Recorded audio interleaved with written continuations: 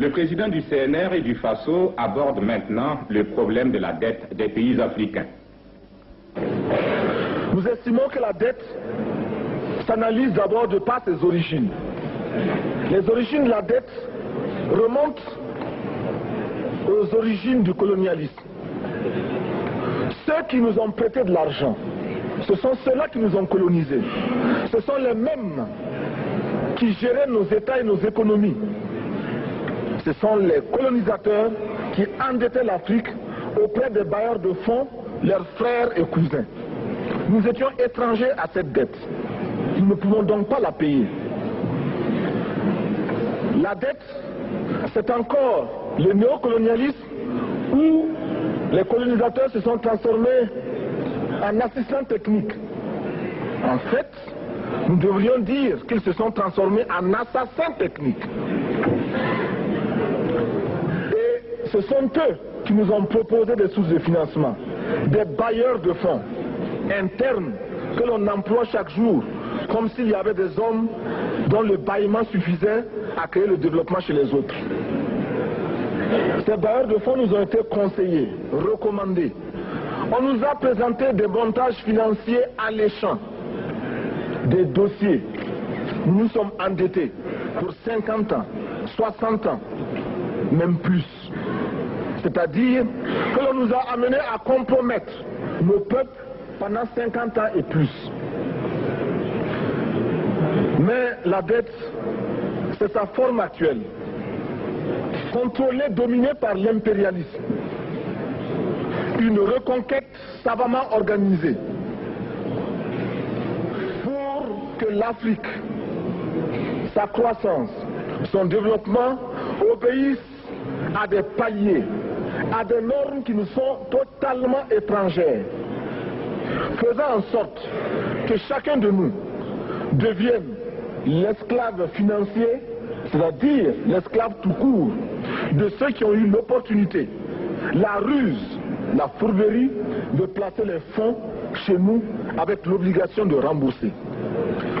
On nous dit de rembourser la dette. Ce n'est pas une question morale. Ce n'est point une question de ce prétendu honneur que de rembourser ou de ne pas rembourser. Monsieur le Président, nous avons écouté et applaudi le Premier ministre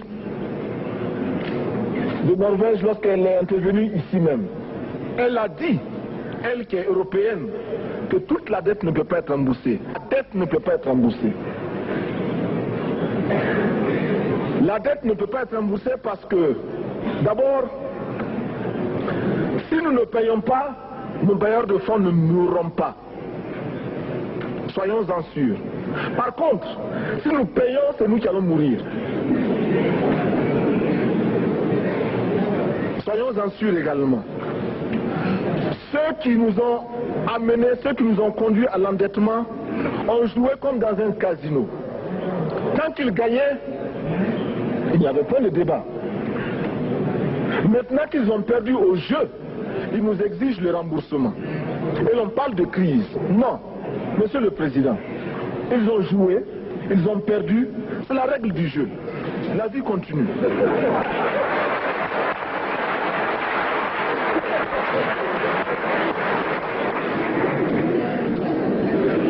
Nous ne pouvons pas rembourser la dette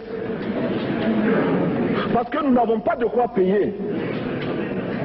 Nous ne pouvons pas rembourser la dette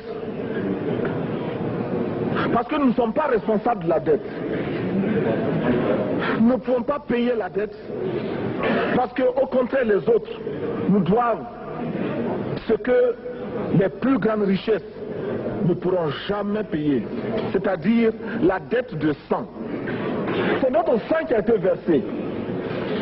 On parle du plan Marshall qui a refait l'Europe économique. Mais on ne parle jamais du plan africain qui a permis à l'Europe de faire face aux hordes hitlériennes lorsque leur économie était menacée, leur stabilité était menacée. Qui a sauvé l'Europe? C'est l'Afrique. On en parle très peu. On en parle si peu que nous ne pouvons pas, nous, être complices de ce silence ingrat. Si les autres ne peuvent pas chanter nos louanges, nous avons au moins le devoir de dire que nos pères furent courageux et que nos anciens combattants ont sauvé l'Europe et finalement ont permis au monde de se débarrasser du nazisme. La dette, c'est aussi la conséquence des affrontements. Et lorsque l'on nous parle aujourd'hui de crise économique, l'on oublie de nous dire que la crise n'est pas venue de façon subite. La crise existe de tout temps.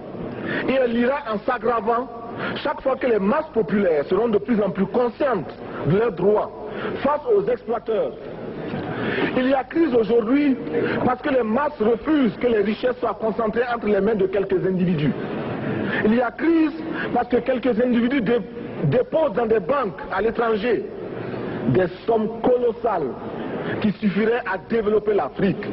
Il y a crise parce que face à ces richesses individuelles que l'on peut nommer, les masses populaires refusent de vivre dans les ghettos, dans les bas quartiers. Il y a crise parce que les peuples partout refusent d'être dans Soweto face à Johannesburg.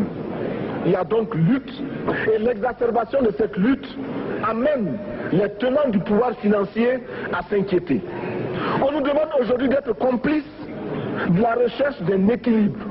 Équilibre en faveur des tenants du pouvoir financier, équilibre au détriment de nos masses populaires.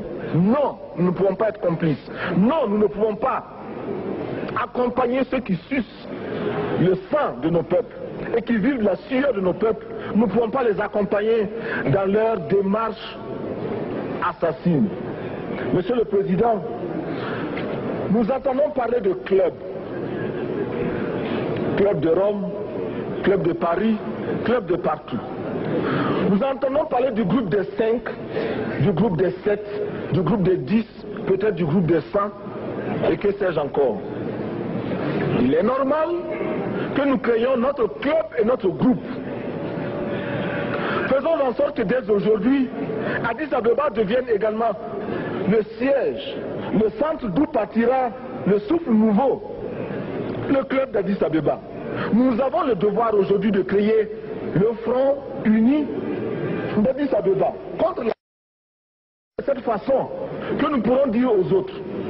En refusant de payer la dette, nous ne venons pas dans une démarche belliqueuse. Au contraire, c'est dans une démarche fraternelle pour dire ce qui est.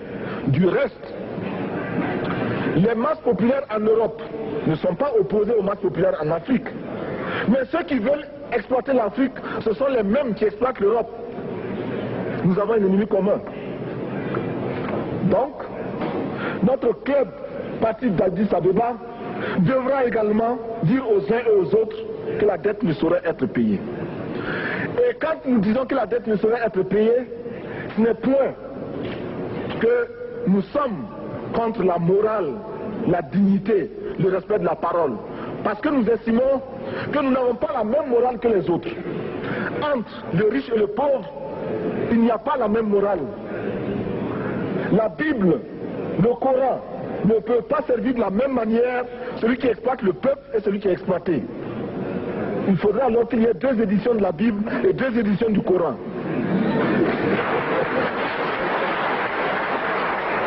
Nous ne pouvons pas accepter qu'on nous parle de dignité.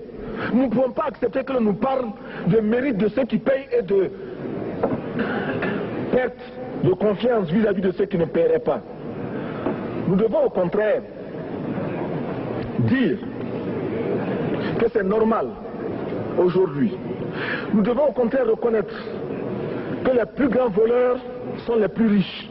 Un pauvre, quand il vole, ne commet qu'un larcin ou une peccadille, tout juste pour survivre par nécessité.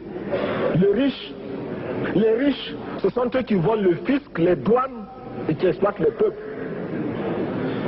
Monsieur le Président, ma proposition ne vise pas simplement à provoquer ou à faire du spectacle. Je voudrais dire ce que chacun de nous pense et souhaite. Qui ici ne souhaite pas que la dette soit purement et simplement effacée? Celui qui ne le souhaite pas, il peut sortir, prendre son avion et aller tout de suite à la Banque mondiale payer.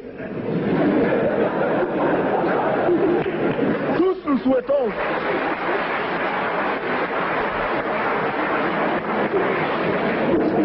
Ma proposition n'est pas non plus... Je ne voudrais pas que l'on prenne la proposition du Burkina Faso comme celle qui viendrait de la part de jeunes sans maturité, sans expérience. Je ne voudrais pas non plus que l'on pense qu'il n'y a que les révolutionnaires à parler de cette façon. Je voudrais que l'on admette que c'est simplement l'objectivité et l'obligation. Et je peux citer, dans les exemples de ceux qui ont dit de ne pas payer la dette, des révolutionnaires comme des non-révolutionnaires, des jeunes comme des vieux. Je citerai par exemple, Fidel Castro a déjà dit de ne pas payer. Il n'a pas mon âge, même s'il est révolutionnaire. Mais je pourrais citer également François Mitterrand, qui a dit que les pays africains ne peuvent pas payer, les pays pauvres ne peuvent pas. Je pourrais citer Madame le Premier ministre. Je ne connais pas son âge et je m'en voudrais de le lui demander. Mais c'est un exemple. Je voudrais citer également le président Félix Houphouët-Boigny. Il n'a pas mon âge. Cependant, il a déclaré officiellement, publiquement, qu'au moins pour ce qui concerne son pays, la Côte d'Ivoire ne peut pas payer. Or, la Côte d'Ivoire est classée parmi les pays les plus aisés d'Afrique, au moins d'Afrique francophone. C'est pourquoi d'ailleurs il est normal qu'elle paye plus en contribution ici. Mais, Monsieur le Président, ce n'est donc pas de la provocation. Je voudrais que très sagement, vous nous offriez des solutions. Je voudrais que notre conférence adopte la nécessité de dire clairement que nous ne pouvons pas payer la dette. Non pas dans un esprit belliqueux, belliciste. Ceci pour éviter que nous n'allions individuellement nous faire assassiner. Si le Burkina Faso tout seul refuse de payer la dette, je ne serai pas là à la prochaine conférence. Par contre, avec le soutien de tous, dont j'ai besoin,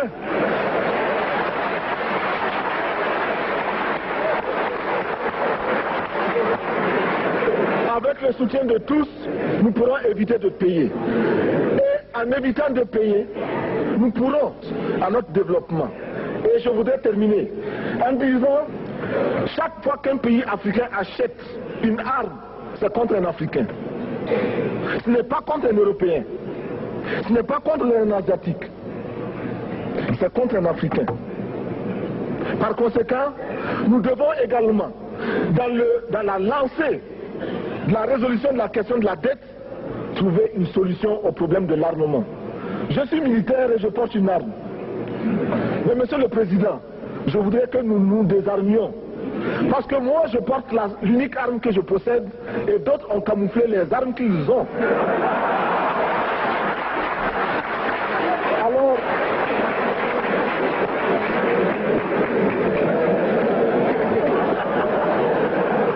Alors, chers frères, avec le soutien de tous, nous pourrons faire la paix chez nous. Nous pourrons également utiliser ces immenses potentialités pour développer l'Afrique, parce que notre sous-sol sont riches. Nous avons suffisamment de bras et nous avons un marché immense, très vaste, du nord au sud, de l'est à l'ouest. Nous avons suffisamment de capacités intellectuelles pour créer, ou tout au moins prendre la technologie et la science partout où nous pourrons les trouver.